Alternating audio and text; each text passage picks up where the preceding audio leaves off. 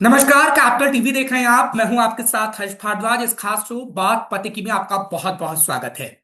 बात उत्तर प्रदेश की सियासत की करेंगे, क्योंकि अखिलेश यादव के पिछले 15 घंटे के अगर आप ट्वीट को खंगालेंगे तो 5 बड़े ट्वीट उन्होंने किए हैं और सीधे बीजेपी सरकार को घेरा है। आरएसएस को भी नहीं छोड़ा गया और ये कहा गया कि कैसे आरएसएस और बीजेपी लोगों के साथ धोखा कर रही है। आरएसएस की कट्टरपंथ सोच को बीजेपी बढ़ाने का काम कर रही है और एक विशेष समुदाय को टारगेट कर रही है। अब सवाल यह है कि 2026 में ही क्या 2027 की झलक नजर आने लगी है? क्या हिंदुत्व बनाम मुस्लिम का एजेंडा ही चलेगा? 80-20 के फॉर्मूले पर ही उत्तर प्रदेश की राजनीति सेट की जाएगी, क्योंकि अखिलेश यादव भी मुस्लिमों के मसीहा बनने की कोशिश कर रहे हैं और योगी आदित्यनाथ भी लगातार संभल और बरेली का जिक्र कर रहे हैं, जिसके कई मायने निकाले जा सकते हैं। आज इसी पे खास बातचीत करेंगे। मेरे साथ जुहैर तुराबी साहब मौजूद हैं, वरिष्ठ पत्रकार। आपका बहुत बहुत स्वागत कर रहा हूं जुहैर साहब, आपने समय निकाला, मेरे साथ आप जुड़े हैं। असलम बेग साहब, आपका भी बहुत धन्यवाद। बहुत स्वागत कर रहा हूं, मुस्लिम स्कॉलर हैं आप, आपका भी बहुत बहुत स्वागत, आपने समय निकाला और आप मेरे साथ जुड़े। सबसे पहले जुहैर साहब, मैं आपके पास आ रहा हूं। उत्तर प्रदेश की सियासत की अगर हम बात करते हैं तो अखिलेश यादव के सोशल मीडिया अकाउंट को अगर आप खंगाल लीजिएगा, आपने तो बाकायदा देखा भी होगा, तो बार बार एक तो उनका ये नैरेटिव रहता है कि संविधान खतरे में है, दूसरा वो ये कह रहे हैं कि विशेष समुदाय को टारगेट किया जा रहा है। क्या ये 2027 को लेकर पूरी तस्वीर सेट करने की कोशिश है? दूसरा, योगी आदित्यनाथ को भी आपने देखा कि चाहे फिर वो शीतकालीन सत्र हो या फिर मीडिया के सामने हो, बरेली और संभल का जिक्र करना वो नहीं भूल रहे हैं। तो एक तस्वीर सेट की जा रही है जो 2027 के लिए काम आएगी। जी हाँ जी, बिल्कुल। ये सब बात है क्योंकि 2027 27 अब जो है ज्यादा दूर है नहीं। और जो भी नैरेटिव बिल्डअप करना है वो साल बचा है जिसमें सभी पार्टियां, पॉलिटिकल पार्टीज अपना नैरेटिव सेट करेंगी और अपने अपने अपने वोट बैंक को मजबूत करेंगे। तो जाहिर सी बात है कि समाजवादी पार्टी का एक कोर वोटर रहा है मुस्लिम वोट बैंक, तो उसको साधने की हर भरसक प्रयास करेंगी क्योंकि अभी तक जो एक मुस्लिम जो ज्यादातर जो मुसलमानों में एक जो संदेश गया है वो ये है कि कांग्रेस पार्टी ही जो है उनके लिए हर मुद्दे पे जो है बोलती आई है। अखिलेश यादव ने हमेशा गोल जवाब दिया है, इसलिए ये संदेश कहीं ना कहीं जो समाजवादी पार्टी के जो मुस्लिम लीडर्स हैं उन्होंने अपने पार्टी हाईकमान को इस बात को भी कहा है कि मुसलमानों के मुद्दे को उठाए, वरना मुसलमान जो है समाजवादी पार्टी से छिटक सकता है। हम्म, ठीक है। बिल्कुल। Yes। असलम बेग साहब, आपसे पहले सवाल लूंगा, फिर काउंटर क्वेश्चन भी करूंगा आप लोगों से। असलम साहब, क्या वाकई जो जुहैर साहब कह रहे हैं वो ठीक है? क्योंकि उत्तर प्रदेश की राजनीति में हिंदू मुसलमान शब्द इस वक्त काफी हम देख रहे हैं कि बाकायदा बोला जा रहा है। समाजवादी पार्टी तो बखूबी बोल रही है। आप क्या कहेंगे मुस्लिम स्कॉलर होने के नाते भी कि क्या अखिलेश यादव लगातार मुसलमानों को बेवकूफ बना रहे हैं? क्योंकि देखिए, बीजेपी तो साफ तौर पर यह कहती है कि मुसलमानों का वोट हमें मिलता नहीं है। समाजवादी पार्टी की अगर हम बात करें तो मुलायम सिंह यादव ने सरकार बनाई मुसलमानों के भरोसे ही। एमवाई समीकरण किस तरीके से रहा उत्तर प्रदेश में हमने देखा है। अखिलेश यादव क्या वही फॉर्मूला अपनाना चाहते हैं? क्योंकि पीडीएफ फॉर्मूला लोकसभा चुनाव में हिट रहा, लेकिन उपचुनाव में हिट नहीं रहा। तो आपको क्या लगता है, मुसलमानों को बरगला रहे हैं या वाकई उनमें विश्वास जता रहे हैं? जी धन्यवाद। और सबसे पहले आज मैं आपके कैपिटल न्यूज टीवी चैनल को अपने तरफ से बधाई दे दूं कि आपने आज विकास की बात को लेकर के डिबेट बुलाया है। हम्म। ये दिगर बात है कि आज जो पैनल पे जो भारतीय जनता पार्टी की तरफ से पक्ष रखने वाले लोगों को भी होना चाहिए था, जिसकी आवश्यकता मैं महसूस कर रहा हूँ। हम्म। और अभी जो पैनल पे बैठे हैं वो एक जाने माने जर्नलिस्ट हैं और एक पत्रकार होने के नाते उन्होंने जो बात कही है वो बात सही है हम्म। कि भारत के अंदर में जो देश है हमारा भारत का, उस देश का सबसे बड़ा जो राज्य है वो उत्तर प्रदेश है। और उत्तर प्रदेश जैसे राज्य में अगर योगी आदित्यनाथ जैसे मुख्यमंत्री है और उनका जो हिंदुत्व का जो स्टैंड है उसको लेकर के वो चल रहे हैं, लगातार मुसलमानों के प्रति उनका जो स्टेटमेंट आता है कि मैं तो विकास की बात सबके लिए करता हूँ, सबके लिए सोचता हूँ, लेकिन कहीं ना कहीं एक निशाना उनका होता है मुस्लिम समाज के प्रति, क्या कहते हैं कि नफरत वाली। तो मैं समझता हूं कि जो अखिलेश यादव यही बात का फायदा उठाते हैं और ये कहते हैं कि अगर तुम मेरे साथ नहीं हो तो सामने भाजपा तुम्हारे लिए खड़ा है। तो भाजपा का भय दिखा करके वो मुसलमान को हमेशा इस्तेमाल किया है। हम्म। और अगर वो ईमानदाराना प्रयास उनका होता, मैं आपके इस चैनल के माध्यम से बोल रहा हूं कि उनका ईमानदाराना प्रयास अगर होता तो मुसलमानों की हालात इतनी दयनीय नहीं होती। भारत का जो सबसे बड़ा राज्य उत्तर प्रदेश है और मुसलमानों की एक बड़ी आबादी उत्तर प्रदेश के अंदर में है, और सच्चर कमेटी और राजेंद्र सच्चर कमेटी का रिपोर्ट आया कि मुसलमानों की हालात बद से बदतर है, दलितों से भी बदतर हालात अगर है, वहां तक मुसलमानों को ले जाने वाला अगर कोई है तो यही तथाकथित सेकुलर जमात है, जो अपने आप को सेकुलर का चोला पहना और उन्होंने हमेशा मुस्लिम को दो राहे पे लाके खड़ा समाजवादी कर दिया पार्टी है। क्या इसके लिए तो जिम्मेदार नहीं है? बिल्कुल जिम्मेदार है, चूंकि समाजवादी पार्टी का जो कार्यकलाप रहा है, अगर आप उनका मुआयना करेंगे तो जो सरकार के तरफ से जो बजट आना चाहिए था मुस्लिम हितार्थ में, तो मुस्लिम हित के लिए उनका कितना बजट है वो नजर के सामने है। इसलिए मैं कहता हूं कि उनका सिर्फ ये डर पैदा करना, सिर्फ मुसलमानों को ये बताना कि अगर हम भाजपा है तो वो आप ऐसा कर देगा। तो मैं समझता हूं कि दुनिया की इकलौती कौम ऐसी है मुसलमान, जो किसी से डरता नहीं, सिर्फ अल्लाह से डरता है, और वो हमेशा न्याय के साथ खड़ा होता है, अन्याय के खिलाफ आवाज उठाता है। तो इनको डरना भी नहीं चाहिए। तो ये डर की राजनीति से ऊपर उठना चाहिए मुस्लिम समाज को, और अपनी कयादत को खुद खड़ा करना चाहिए, क्योंकि एक बड़ी आबादी और देश का सबसे बड़ा दूसरा अल्पसंख्यक समाज हम नहीं, होते हैं। आपने एक इसलिए बात अब कही, हमें डरने ठीक है। की मैं बात नहीं मैं है, जुहैर आपका साहब के मुद्दा पास बेहतर जाऊं, है उससे कि आप उससे विकास उससे की पहले बात मेरा करने एक की बात सवाल हुई। है। असलम साहब, जुहैर साहब के पास जाऊं उससे पहले एक सवाल है। आपने कहा कि मुसलमान किसी से डरता नहीं है। अब देखिए, अखिलेश यादव भी यही कहते हैं कि मुसलमान किसी से डरता नहीं है, आपको योगी सरकार से भी नहीं डरना है। तो इसके दो मायने हो गए। आपने सिर्फ इतने कहा कि मुसलमान किसी से डरता नहीं, वो ऊपर वाले से डरता है, लेकिन अखिलेश यादव कहते हैं आपको बीजेपी से भी नहीं डरना है। तो इसके तो दो मायने हो गए कि आप लोगों को भड़काने की कोशिश कर रहे हैं और आप कह रहे हैं कि आपको बीजेपी से नहीं डरना है, आप जो खुलेआम करना चाहते हैं करिए। नहीं नहीं, हम चूंकि आज आपके एक बड़े दिग्गज पत्रकार को लिए हैं, और आपका भी पेशा पत्रकारिता से रहा है, आपका टीम काफी मेहनत कर रहा है।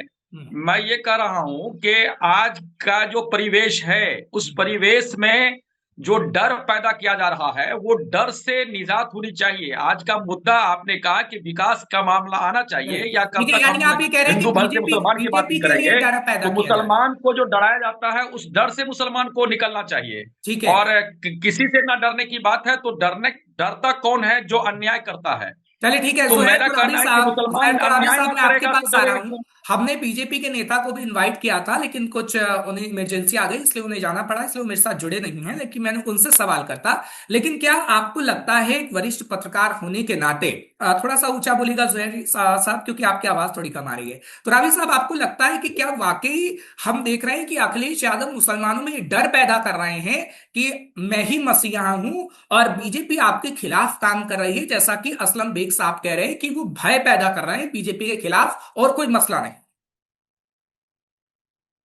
देखिए, असलम साहब ने जो बात कही वो उसमें कुछ हद तक काफी सच्चाई है कि मुसलमानों में डर पैदा किया गया, लेकिन डर ये पैदा किसने किया? आप अगर इसकी एनालिसिस करें तो मुसलमानों को हमेशा एक चुनावी टूल उनको हमेशा से जो उनके इलेक्शन के टाइम में ही, और उनके लिए अगर देखा जाए कि जो सत्तर कमेटी का जो जिक्र इन्होंने किया है अभी असलम साहब ने, कि मुसलमानों की स्थिति दलितों से बदतर है, ये रिपोर्ट कौन लेके आया? ये कांग्रेस के जमाने में आया, सेक्युलर पार्टी है।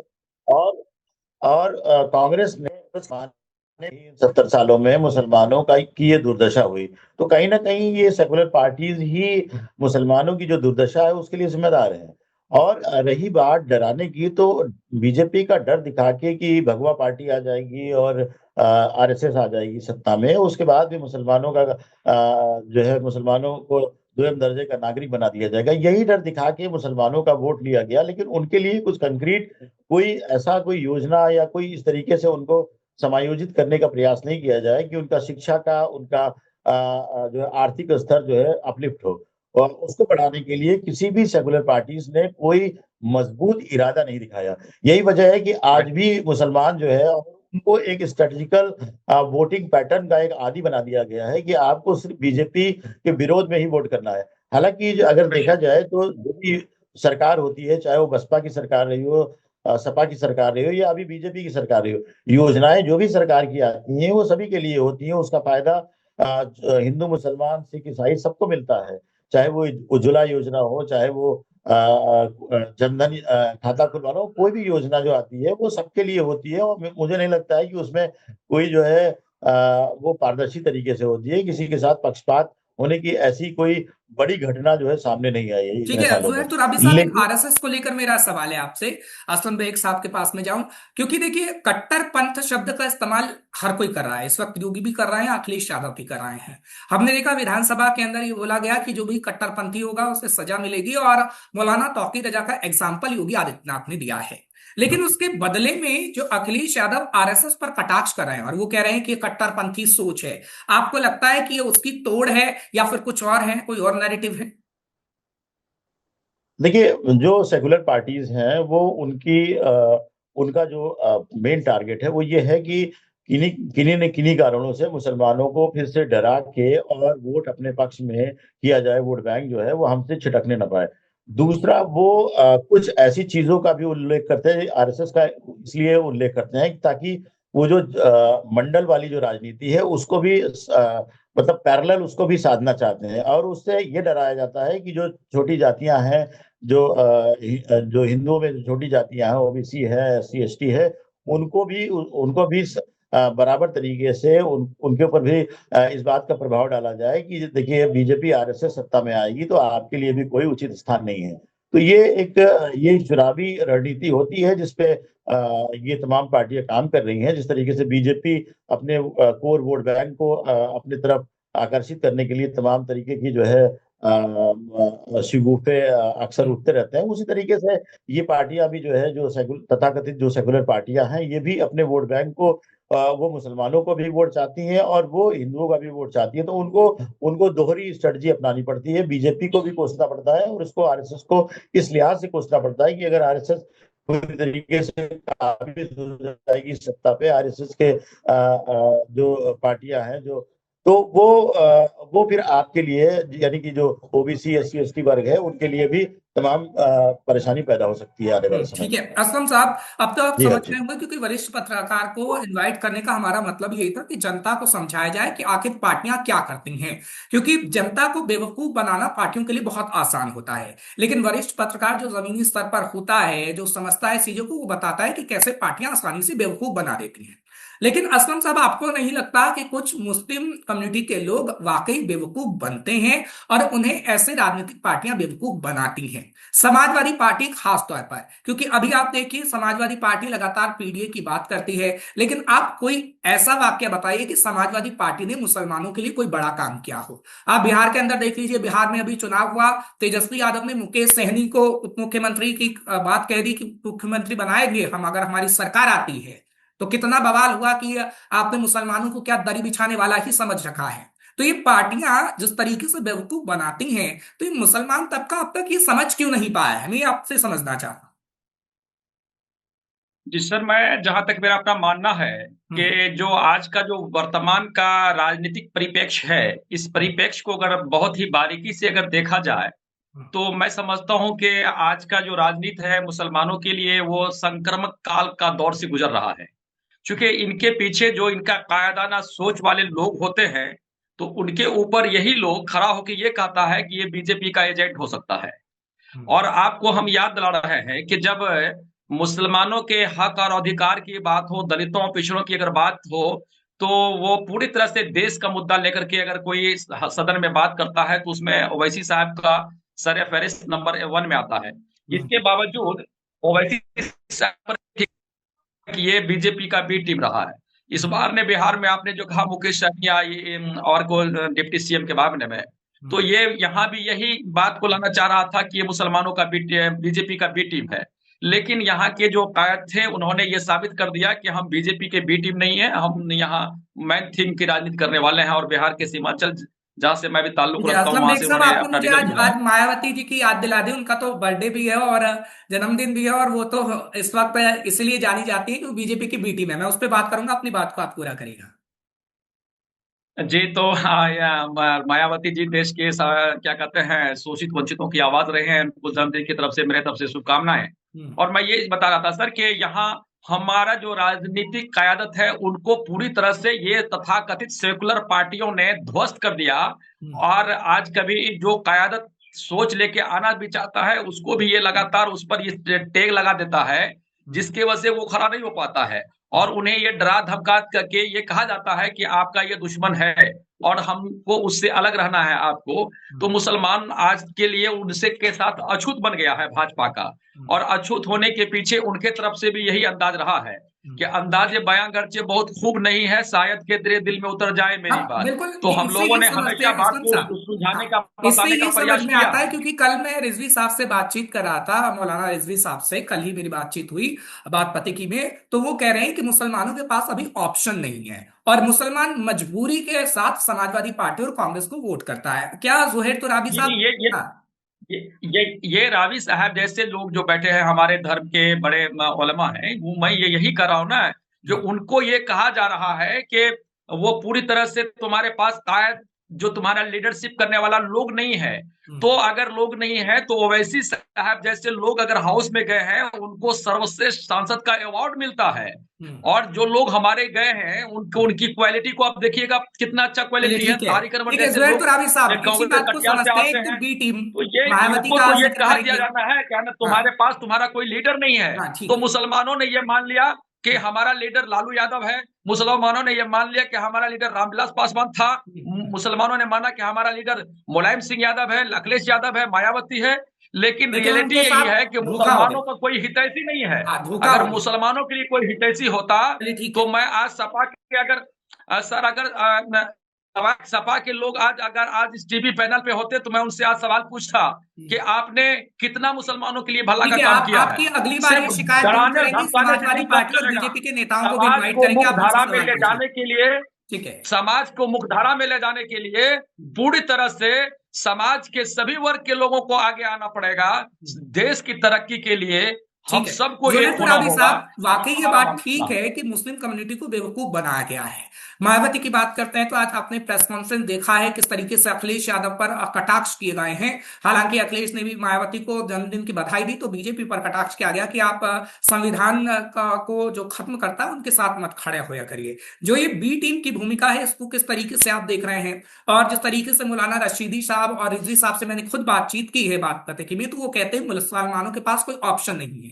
अब ना वो मायावती के पास जाना चाहता है, ना कांग्रेस के पास, ना समाजवादी पार्टी के पास। लोकसभा में उसकी मजबूरी रही कि समाजवादी पार्टी को एक मुश्त तरीके से उसने वोट दे दिया क्योंकि कोई ऑप्शन ही नहीं था। आप क्या समझते हैं? सर ये तो मैं समझता हूँ कि देखिए, हाँ थका मेरा जुहैर, हारा मानना है कि जुहैर तुराब। भारत एक जी जी। मैं मेरा ये बोलूं। मानना है कि भारत एक बहुत बड़ा गणराज्य है और यहाँ पे कोई पर्टिकुलर धर्म या जाति की कोई पार्टी नहीं होनी चाहिए। हम्म और जिस तरीके से अभी बात की कि अपनी कयादत तो होनी चाहिए, अपने लीडर्स होने चाहिए, लेकिन जो एक सामूहिक नेतृत्व की बात है, अब भाई 80% 85% जब भारत में हिंदू है, तो जाहिर सी बात है कि वो उनकी उनकी कयादत स्वीकार करनी पड़ेगी। और वो अभी तक भारत में यही रहा है कि जो है मुसलमानों की स्थिति जो, और जो चाहे वो मिडिल ईस्ट हो या चाहे वो एशियन तमाम कंट्रीज है, उसमें आज भी मुसलमानों की स्थिति सबसे बेहतर है। जो उनको जीने की आजादी है, उनको सियासत करने की, पढ़ने के बिल्कुल, लिखने वाकई की, भारत में अच्छे। अपना धर्म अपने अपने धर्म को जो है उसका अनुपालन करने की, तो हर तरीके की आजादी है, माइनॉरिटी इंस्टीट्यूशंस हैं, तमाम चीजें हैं। तो कयादत भी सामूहिक होना चाहिए। और मुसलमानों ने जब देश का बंटवारा हुआ और जिन मुसलमानों ने पाकिस्तान जाने से मना कर दिया, उन्होंने अपना नेता, जो उस तत्कालीन जो प्रधानमंत्री थे जवाहरलाल नेहरू, उनको अपना अपना नेता माना। उसके बाद तमाम कांग्रेस के जो लीडर्स आते गए, उनको ही अपना जो है अगुआ पेशवा माना। फिर कालांतर में, फिर जब कांग्रेस से जब मोहभंग हुआ जी मुसलमानों का, जो है जो अयोध्या में जो मस्जिद में जब रखवाई गई मूर्ति, उसके बाद तो उसके बाद फिर जो है तो दूसरे दलों की तो तरफ रुख हुआ मुसलमानों का। जनता पार्टी, जनता दल और तमाम ऐसे ऐसी जो पार्टियां थी, उनके तरफ भी मुसलमान गए। लेकिन घूम घुमा के ये था कि सारे दलों ने, जो तथाकथित सेकुलर दल दल ने मुसलमानों को एक एक तरीके से इतना ज्यादा कम्युनलाइज कर दिया, एंटी बिल्कुल बीजेपी एंटी आरएसएस। अगर मुसलमान उसी तरीके से बीजेपी और बीजेपी के साथ भी होता तो कहीं ना कहीं बीजेपी भी आज एक डाइल्यूटेड पार्टी होती, और वो सामूहिक जिस तरीके से, अगर मान लीजिए जो आरोप लगता भी है, तो वो स्थिति न उत्पन्न होती अगर 90s के दशक से अगर बीजेपी में भी मुसलमानों की भागीदारी उतनी ही होती, मुसलमान उनको एक हवा न बिल्कुल बनाता, जुहैर जुहैर उनको तो राबी साहब इसी का फायदा न कहीं ना बनाता। कहीं समाजवादी पार्टी और कांग्रेस उठाते हैं। अभी हम देखते हैं कि बीजेपी को मुसलमान वोट नहीं करता, और बीजेपी एक खास तौर पर कहती है, ऐसा नहीं कि बीजेपी विकास के काम मुसलमानों के लिए नहीं कर रही है, लेकिन खास तौर पर बीजेपी को मुसलमान वोट नहीं करता है, वो हम देखते हैं। लेकिन इसका फायदा समाजवादी पार्टी कांग्रेस ने उठाया, तो समाजवादी पार्टी और कांग्रेस ने गर्त में मुसलमानों को डालने का काम कर दिया।